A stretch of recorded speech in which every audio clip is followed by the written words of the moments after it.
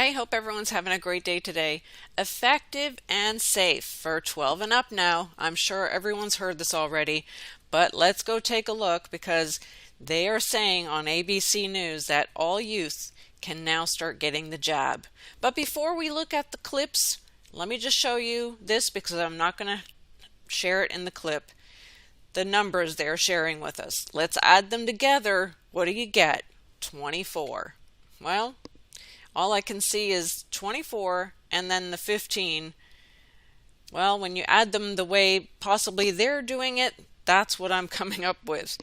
Unbelievable. But hey, loosen mask guidelines could come in. They're asking Fauci, but as I see it, if they implemented them and forced everyone to do them, you know how quickly that they'll do that once again.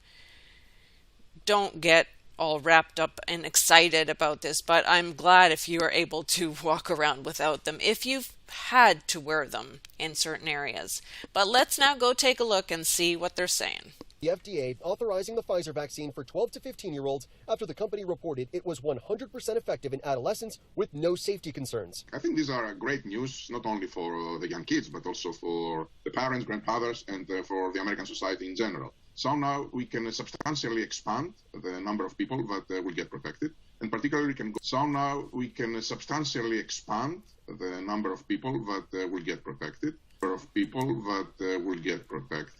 Particularly can go all the way to the entire high school and going down almost all the way to the middle school. So these are very, very good news. David, adolescents will receive the same dose as adults. We expect an independent advisory panel to meet on Wednesday to discuss a recommendation to the public.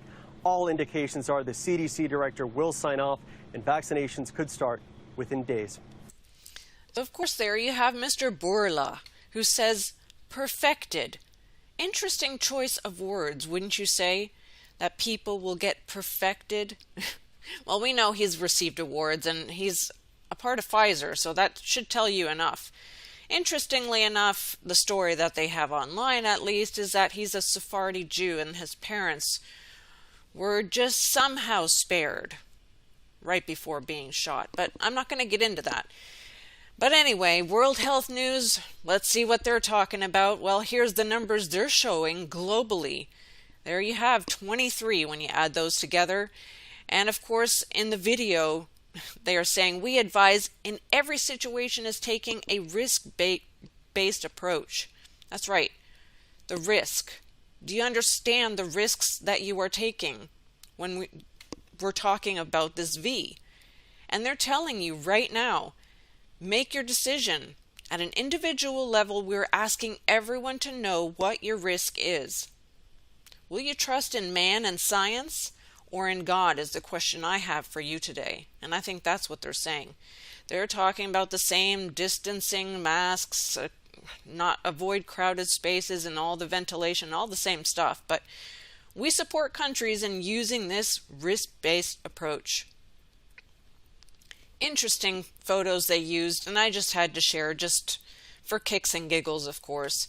But the numbers, hey, that's what I came up with. I don't know about you, but you can take a look. It's a short clip, so I'll add it for you. But as well as talking about using these same guidelines when you're even at home. Yeah, well, as we saw yesterday with Biden saying, the V is safe. I promise you, they're safe.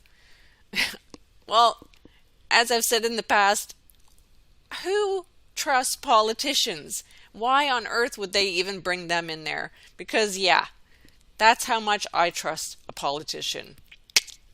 So, yeah. But anyway, on to something else. I realized, and I really needed to share this, so on a more serious note of all this, Christian Observer has done some fabulous work, and she sometimes shared some of my videos, which I'm absolutely flabbergasted and just, shocked.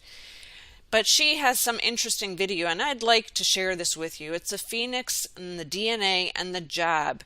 Very interesting if you're unaware of the DNA and who exactly stated that in 1953 that's exactly how he sees the DNA, right? And it's such a, I'm not going to ruin the story for you, but it basically comes back to, of course, Hermes and the staff, the caduceus. And that's exactly how we see everything with the Kabbalah and everything else when you look at the symbolism being used everywhere and everything. It's the snake.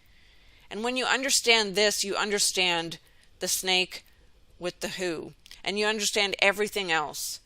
So it is part 3, but I will share you the link so you can go watch. And it brings me to exactly the lady in the video I shared with you yesterday about the white horse. So go take a look if you did not. But I'm just going to read with you, in case you haven't read the Bible in a while, Revelation 6:1-3 right here. There's 2 versions here on the screen. I'll read you the King James. And I saw when the Lamb opened one of the seals, and I heard as it were the noise of thunder, one of the 4 beasts saying, Come and see. And I saw, and behold, a white horse, and he sat on him, and had a bow and a crown, and was given unto him, and he went forth, conquering, and to conquer. We know exactly what these mean. But some don't, and that's why I'm sharing this. And when he opened the 2nd seal, I heard the 2nd beast say, Come and see. And so before we continue, I just had to share this because of this picture I had yesterday with the archer there, showing the bow and the arrow.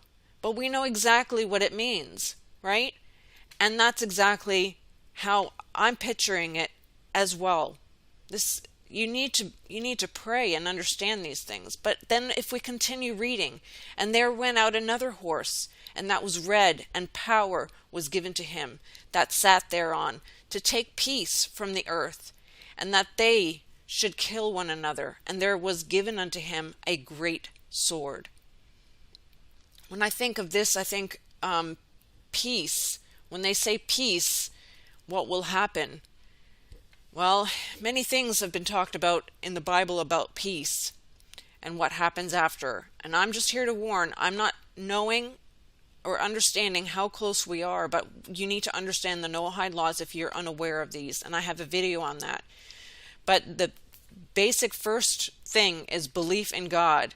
And if you believe in Jesus, you're already breaking their laws. And that's what will happen to you, which they speak about in Revelations 24. And I saw the souls of them that were beheaded for the witness of Jesus and for the word of God, and which had not worshipped the beast, neither his image, neither had received his mark upon their forehead or in their hands. And they lived and reigned with Christ 1,000 years. Look, I don't know if this is our time or not. Is this for later? But I'm just saying, make sure you understand everything. Because we understand persecution is coming at some level. And whether it's going to start right now or it started already, we already see it happening all over. And it's up to you. It's not up to me. You have to make your own decisions, every single one of us. And that's why I always say, don't trust me. No, don't trust a pastor. Don't trust your leader. Don't trust anyone. You need to make your decision. And we can do this. I'm taking their picture. Don't take the V, but please research and put your trust in Jesus. Now is that time. Because we don't know the time or the hour, but we know that we are in the season. And time is short. That's all I know. And that we need to stay close to Jesus at this time. And he will give you the peace. And finally, I thought I forgot the picture, but do not be anxious about anything, but in every situation, by prayer and petition with thanksgiving, present your request to God. All right, that's it for today. God bless you guys. Take care, and we'll catch you guys tomorrow. Till next time.